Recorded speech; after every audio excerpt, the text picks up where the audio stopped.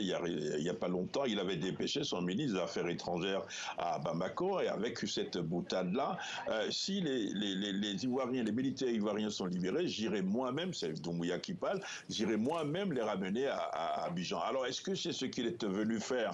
C'est trop tôt pour le dire, il faut être prudent, mais vous savez qu'il va passer la nuit parce qu'il est là pour la fête de l'indépendance du Mali demain, comme il a dit lui-même. Est-ce que cette nuit va porter conseil? La nuit porte conseil, dit-on. Est-ce que les choses vont bouger?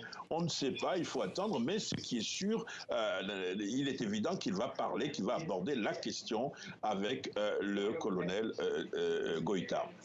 Serge, cette réunion des dirigeants de la CEDEAO peut-elle déboucher sur de nouvelles sanctions contre le Mali?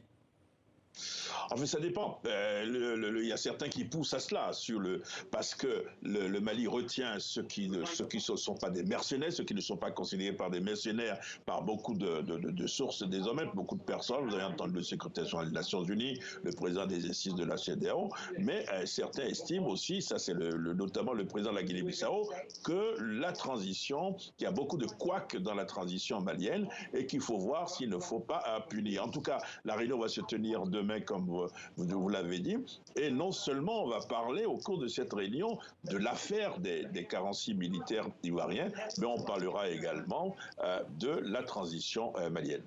Enfin Serge, la transition en Guinée sera également au cœur des discussions des chefs d'État et de gouvernement de la CEDEAO demain. Oui, ça je confirme parce que l'ancien président du Bénin, Yahi Boni, qui est le médiateur de la CEDEAO pour dans la crise guinéenne, va présenter son rapport justement au chef d'État de la CEDEAO demain. Et d'après nos informations, dans son rapport, il précise les points d'accord, les points sur lesquels la classe politique guinéenne est d'accord, les points de désaccord également. Et là, ce sont les chefs d'État qui vont prendre la décision de dire oui, voilà, nous allons sanctionner, nous n'allons pas sanctionner là aussi. Mais ce qui est évident, c'est sur la durée de la transition. La CEDEAO n'est pas du tout d'accord avec ce que propose le chef de la junte guinéenne qui est aujourd'hui, vous l'avez dit tout à l'heure, qui est à Bamako.